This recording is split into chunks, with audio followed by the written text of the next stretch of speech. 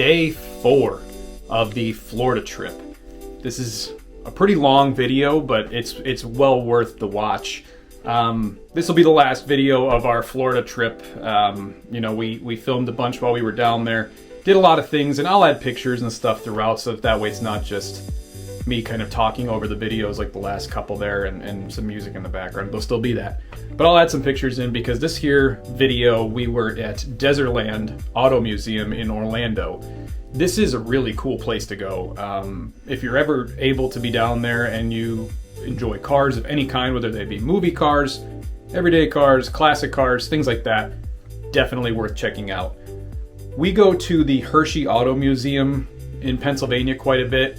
At least once a year we go out and see it because they change some of the rooms get changed throughout the year. So we'll film that and we'll see that later on, probably in the summertime. But this here is vast compared to that.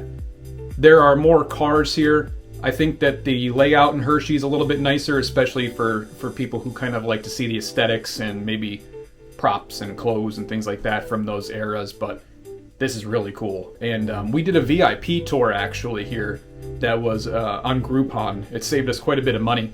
And we were able to sit in some of the cars from certain movies and some cars from this collection that normally you wouldn't be able to even go beyond the rope. So if you're ever able to do the VIP tour, well worth the money. So you'll see after the VIP tour, we were able to do just a walkthrough of the museum. I did not film the VIP tour because there were other people with us and there were some children there, and I didn't want to get that, you know, any of that on camera because that's just not cool for other people to have to deal with that. So when we got done and we were able to kind of just walk around and do our own thing, I decided to film everything and show all the rooms and all the cars, and I'll tell you a little bit about each room and a little bit about the cars that were there. Some of them are movie cars, some of them are historical cars, and some of them are just this personal collector's vehicles. So let's dive into this. Let's take a ride through and see what we can find.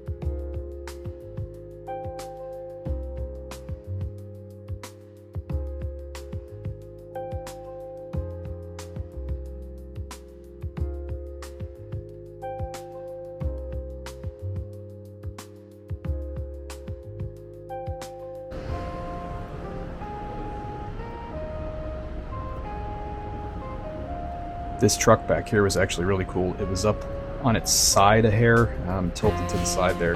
Can't really tell in the video, but it made it look like it was going to basically tip over on everything else, but huge in person, as you could imagine.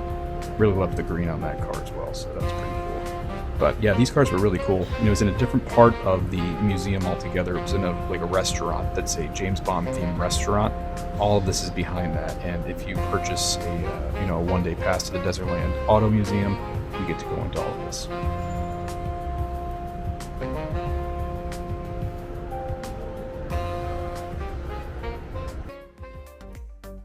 Now we're making our way through the main entrance of the Auto Museum. On the left and right hand side of the red carpet, there are a pile of different cars. Some are movie replicas, some are just regular cars that are part of the Dezerland collection. You saw the Mystery Machine back there and Lightning McQueen. But on the right hand side, there are some cars here as well that are handmade. These cars are made to represent someone. So this one was an Elvis car. This next one, as you can imagine, is a James Dean car that was made after him in the car that he was unfortunately killed in, as well as a Marilyn Monroe car, and ultimately an Elvis-themed car. These cars are custom built. They are one of one, and the person who built them was a big fan of these people and decided to build a car about them.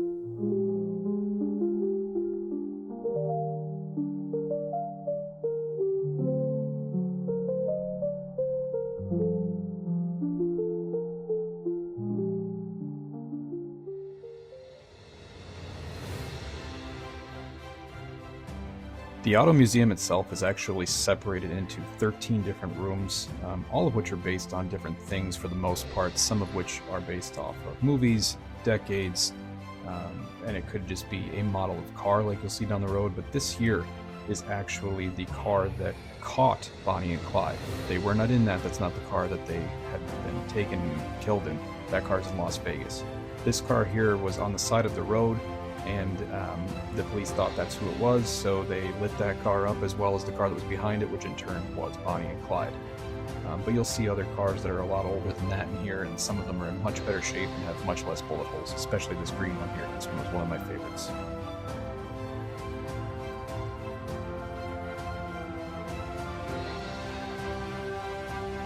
This room here is the 40s, and you'll notice that there are no cars. They're actually all boats.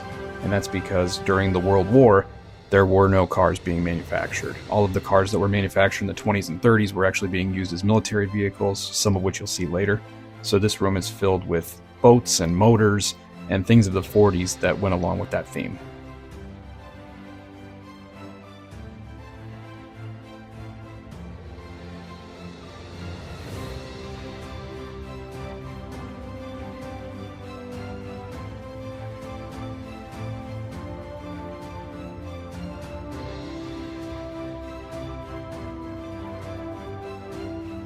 Now we're moving into the movie cars. This first Tucker here is a beautiful green, but right behind it you'll see a car from Dr. Seuss' How the Grinch Stole Christmas, the newer one, I guess you could say. It's 20-some years old now, but with Jim Carrey. This car can be seen in the movie, in the scene where he's taking it from the mayor and basically tormenting the town. And then you have a car from the Green Hornet. This is actually from the original movie, not from the one with Seth Rogen that was made later on. So this car's pretty old. And then as we pan across here, you'll see the car from the movie Christine, Stephen King's Christine. This is one of 20, but this is only one of, I think he said, 6 that remain because the others were crushed and, other effects done for the movie. Now we're moving on to one of my favorites here, which is the Mystery Machine. The Mystery Machine we saw in the very beginning was actually the car that was used for the filming commercials and things like that. This one here is the one that was in the live-action film that starred Matthew Lillard and Sarah Michelle Gellar as well as others, and we got to actually sit in that car. You'll see that picture in a minute. But these cars here are actually cars from the Dukes of Hazzard. They have the Sheriff's car, the General Lee, as well as Daisy Duke's Jeep. Pretty cool to see since they are actual cars from the TV show. These are not from the movie, these are pretty old. And they're still in remarkable condition. They look beautiful. This collection really takes very good care of all of the cars and shows what they are. But here are the pictures of us in the Mystery Machine right here. Pretty cool.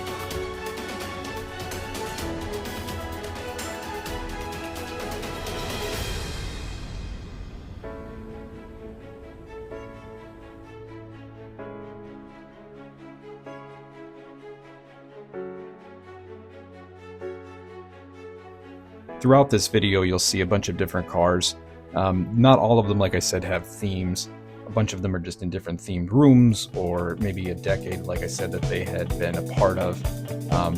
These cars here are just another example of how beautiful and how vast the collection can be.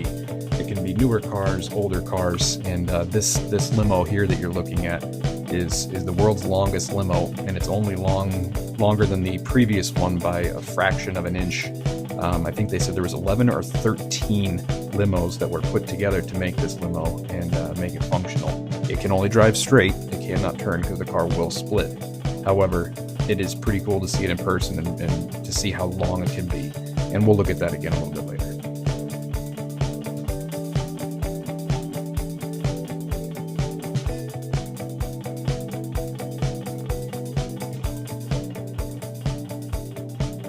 This picture on the wall is actually Michael Dezer. He is the owner of the Dezerland Museum as well as all of these vehicles. This is only a third of the vehicles he has. He also has a large collection out in Las Vegas. So if you wanted to see a third of his collection, and the amount of cars is just amazing, you can come out to Orlando and see these cars and see all of the ones that he's put together.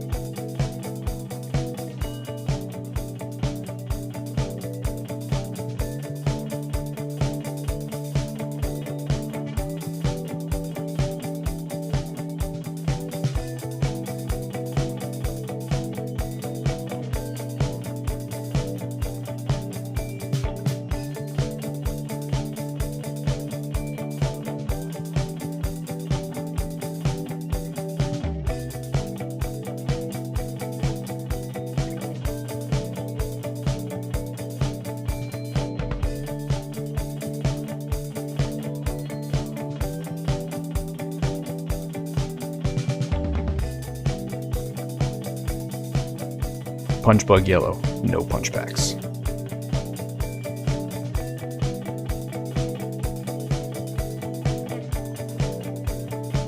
Like I touched on earlier, this property is located in Central Florida next to a pretty large Bass Pro Shops. We have toured this car museum before, just on a regular self-guided tour, which is kind of what we're going through now because we had done a VIP tour prior to this. I chose not to film the VIP tour because there were others there that were partaking in it, as well as some younger children, and I didn't want to get anybody on film that didn't want to be on film, and I wanted to be respectful of their tour. So I decided to just film all of the cars as a kind of a walkthrough once we were all done, because once you're done with the VIP tour, you have all-day access to the car museum. We got this VIP tour via a Groupon, and it was, I think, maybe $20 or $30 off to do it through Groupon. And basically, you don't have to sign up for a timeline or anything like that. You purchase the VIP tour, whether it be on their website or the Groupon. Again, I suggest looking for the Groupon first because you'll save some money. You go to their check-in counter at the very beginning, and you just get in line for the time that you want to be there. So this tour was at 2 o'clock. We were told to basically meet at the mystery machine out front at 1:45, and at that point the tour guys would take you. I'm not sure if there is an amount of people who can go, meaning if there's 30, 40 people, if they say, well, we have to split it up into two groups, or if they just take the full group.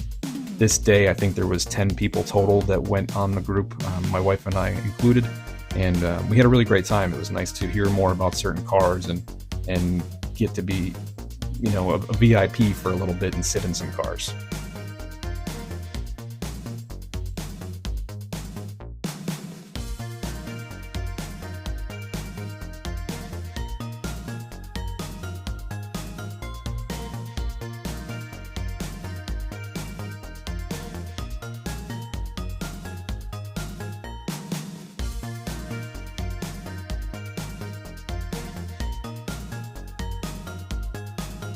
If you're a fan of Fast and the Furious like my wife and I are, it's nice to see some of these cars that they have on display. Like Brian O'Connor's green Supra here. There is one of Dom Toretto's cars from the fourth installation, Fast and the Furious, and then Ja Rule's car will be behind that, the red car you'll see in a second, from the very first movie.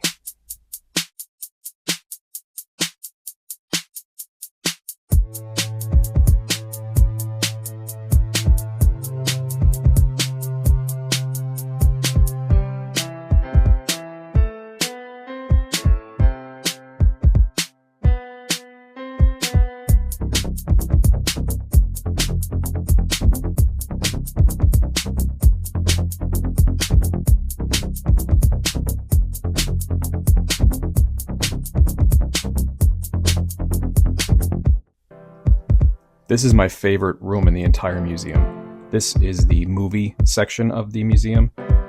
What you're looking at there is the DeLorean from Back to the Future 2, which was on the Universal Hollywood lot that was purchased and brought to Orlando. Part of the VIP tour was that we were able to sit on the edge of the car's front seat there. The seat is pretty beat up, it's very old and falling apart, so we weren't allowed to sit in the car like you normally could, but they are replacing that front seat, so eventually you'll be able to.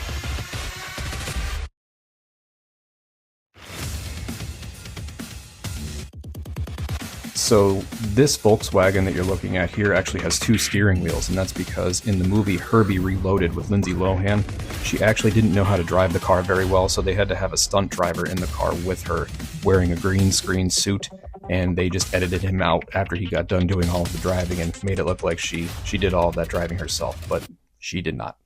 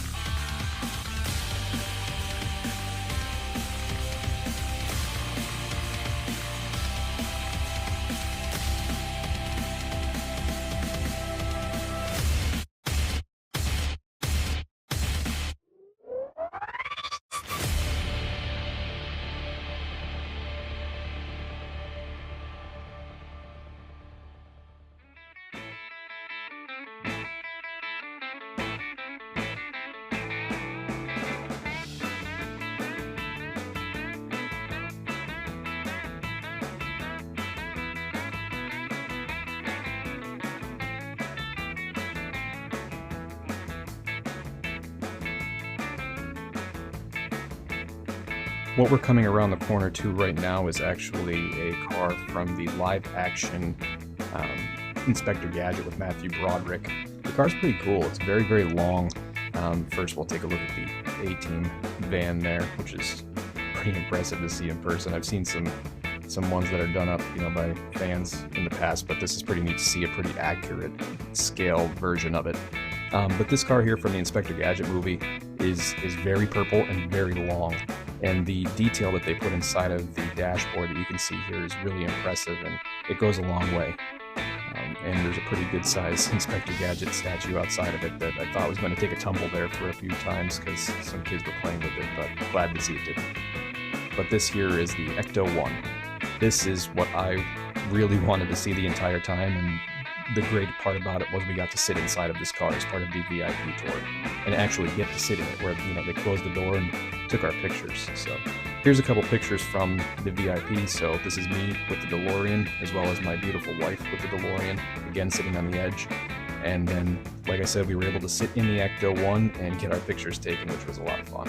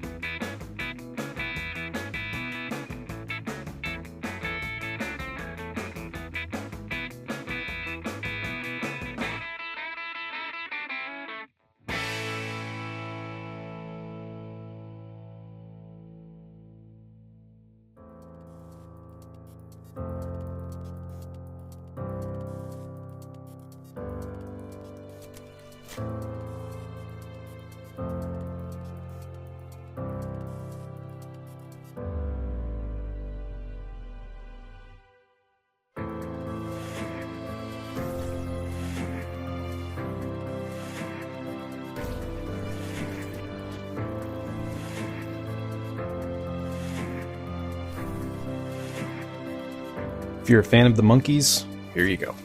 Here's a big, long, stretched out car from the Monkees.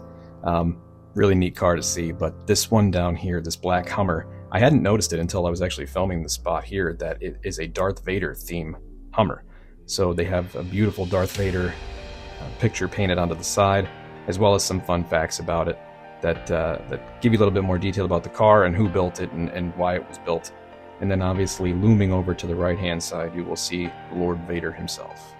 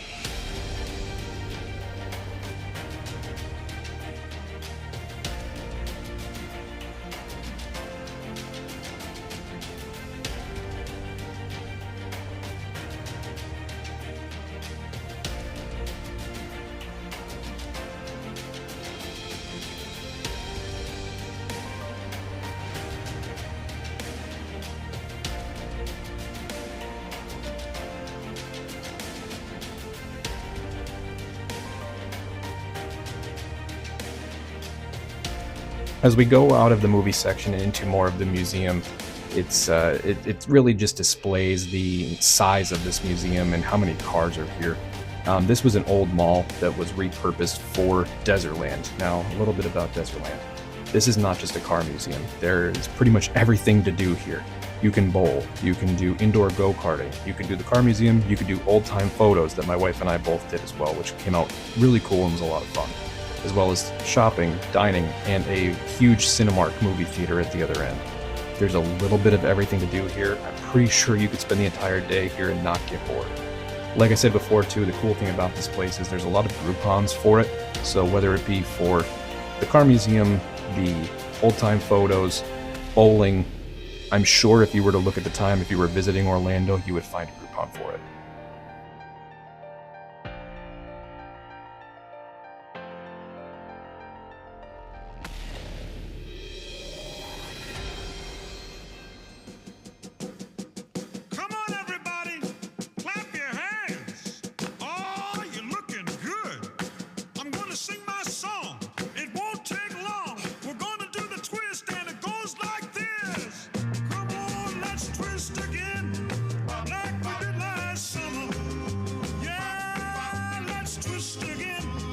As you can see, even just by looking down the halls, this is a really large property.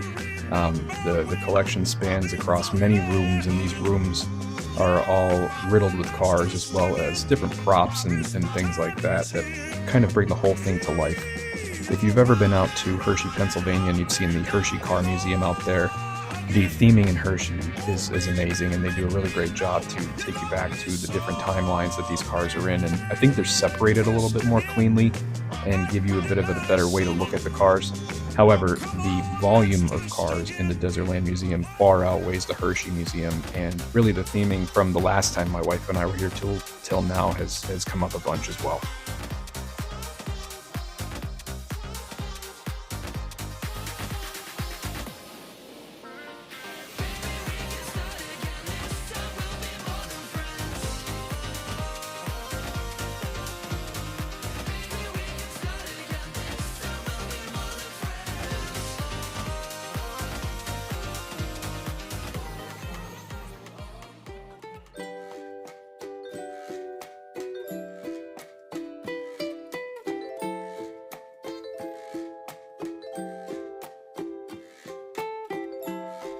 So this car that we're about to see here is a Honda. It's really done up pretty interestingly. The person who made it did the entire theme themselves, as well as made the seats themselves. Those seats are skeleton heads, and they're spines and ribs that make up your seat. I can't imagine that being very comfortable. It looks really cool. It would make a really great showpiece if you were to go to a car auction or maybe in another auto museum like this. So it's a real head turner. Not very practical, but pretty awesome to see people's creativity. And I'm almost positive that one of these cars back here maybe is another car from Greece, but I could be wrong. We saw the Grease Lightning car before with the clear hood from the dream scene, so maybe. But this here it says official pace car, but as you can read on your own if you were to visit the museum, it's one of, I think they said 600. that make it up. And originally I had thought it was actually a pace car, and I thought, oh, that's pretty cool. And then my wife points out here in a second, so I'll pan back and she'll say, no, it's one of 600. So still a beautiful paint scheme on it. Would make a great pace car today, especially being a big NASCAR fan myself. Would love to see that in front of the cars.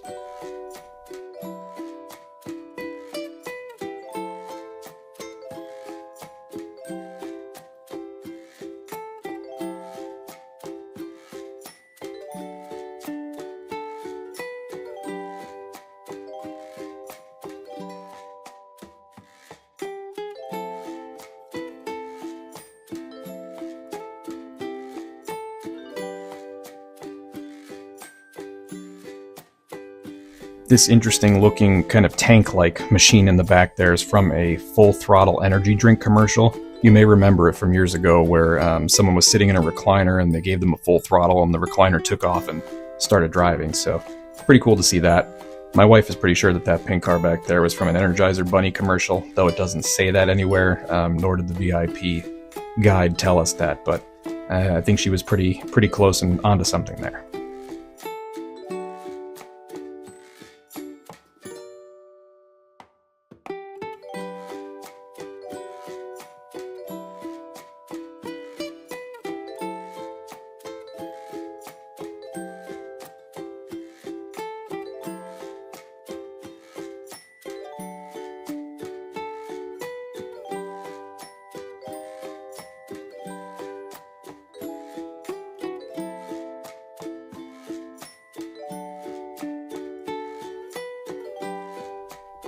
This next room here is the Batman room, and it is just as impressive in person as you could possibly imagine. Obviously, you have the Batmobile from the 1989 Michael Keaton Batman movie. That green tint on there just really is something else. And then my personal favorite Batmobile right here is the Batmobile from Batman Forever. I've always loved that Batman. I think it's one of my all-time favorite movies, truthfully. Maybe it's just a nostalgia. Maybe it's because of the style of it. But it's really a great movie, and to see this car in person and the size of it is pretty awesome. Also, we were able to sit in the original Batmobile from the Adam West eras, and you'll see that picture in a little bit, but really awesome to see all of these Batmobiles in person, and they have a full room dedicated to it with some different props, as well as some of the costumes, and you know, there's a bike later on that was from the TV series as well, so really well taken care of room and really detailed.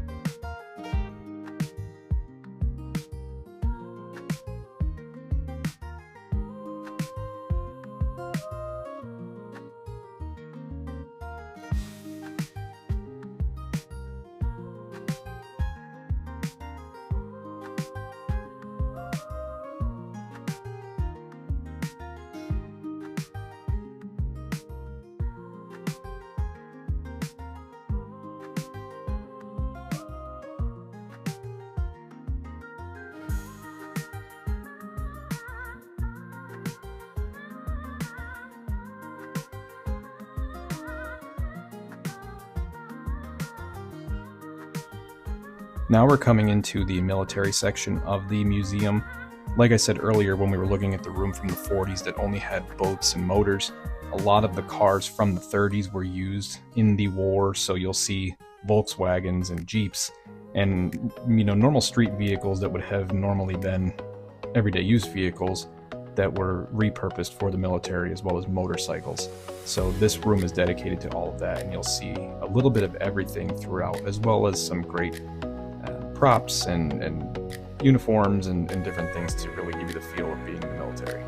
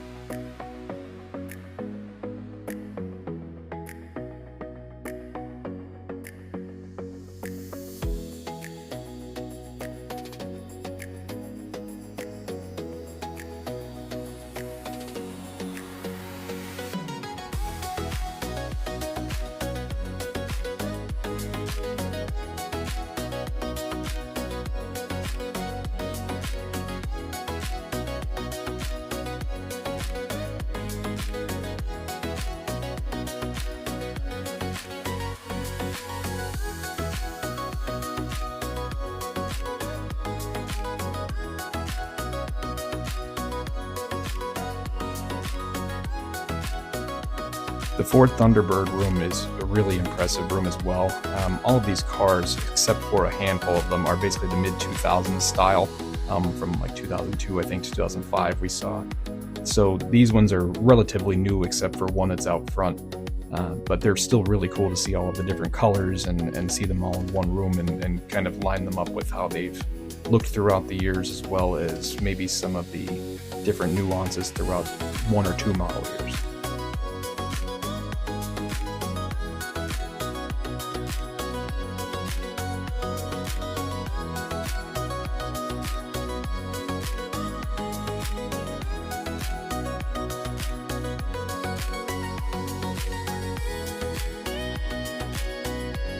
This truck here is a Studebaker truck, actually, and it was my wife's favorite vehicle in the entire collection. She said if we were able to ever get one of them, that would be something she'd love to take for a ride on a Sunday afternoon. But really, really beautiful, beautiful truck.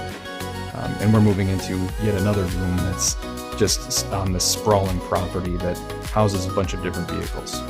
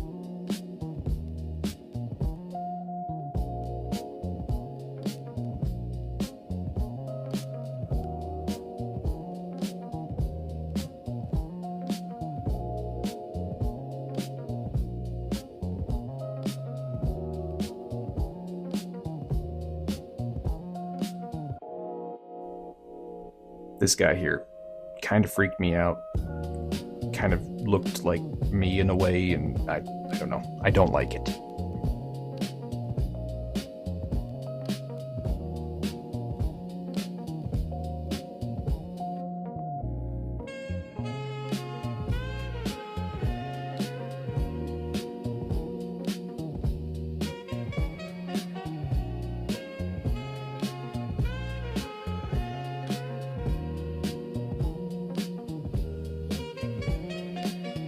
So now as we're nearing the end of the museum, there's still a couple rooms, but we're getting toward the end. This is the motorcycle room. There are a pile of different motorcycles throughout here. There's Harleys, Indians, you name it, it's in here in some way, shape, or form. And some of them are really, really impressive. Like, I love this yellow trike in the back here. That's a Honda. Beautiful, beautiful motorcycle. That yellow just pops really well. But you'll see some nice paint jobs throughout the museum and throughout this room, as well as just some different size bikes and themed bikes. Some have 3 wheels, 2 wheels. I'm sure there's a 4-wheel in there if you were to look enough. And you can see pretty much everything you would want to see in a motorcycle room.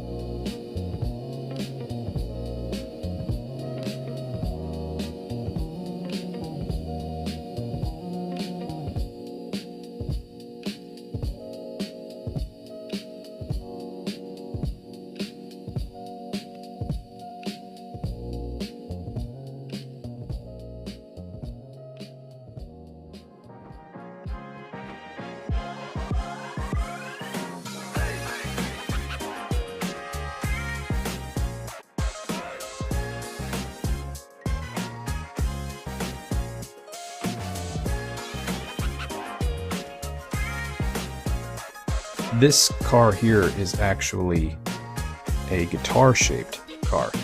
This was built for Elvis Presley. It's in the shape of a guitar from front to back. You can see the tuning pegs, the fretboard, the bass of the guitar, everything. As a guitar fan myself and a guitar player, as well as an Elvis fan, this guitar car just really caught my attention, and not to mention the size, it's over 40 feet long.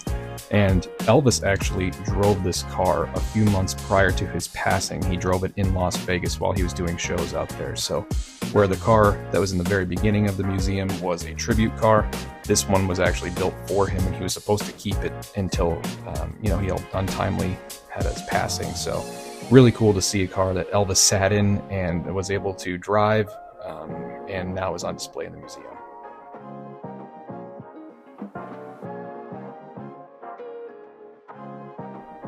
If you like bicycles or scooters or anything like that, I think you'll like this room. However, the one thing that I noted while we were in there is that it feels like one of those rooms where, kind of like a Pee Wee Herman movie, where if you bump one, all of them are going to tumble down and fall. So we kept our distance from everything in there, but there's bikes everywhere in this place. There's no shortage here. So if you're looking for a bike or a ride home, I would grab one there.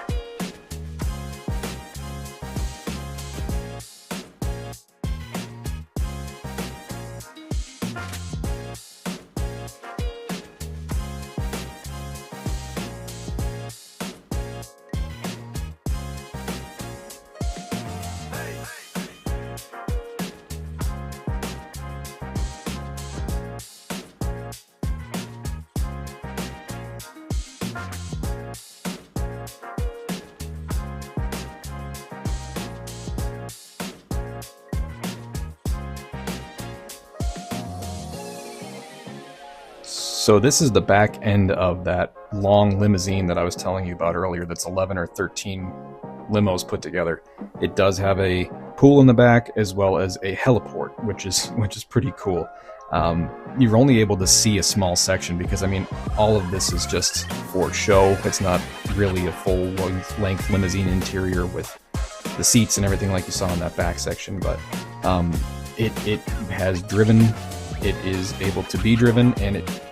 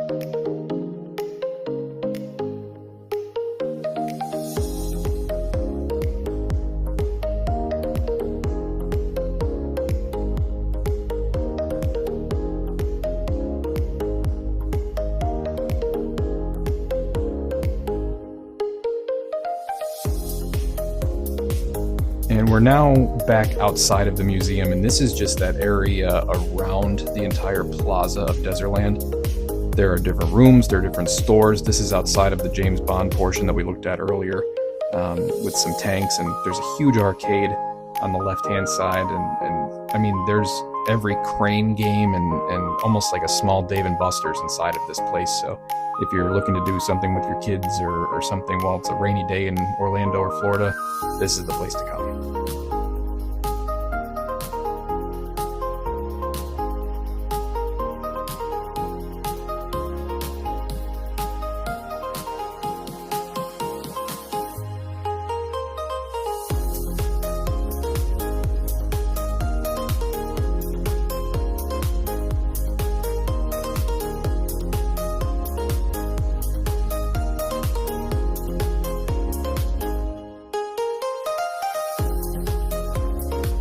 Flintstones fans might actually notice these cars in the back here.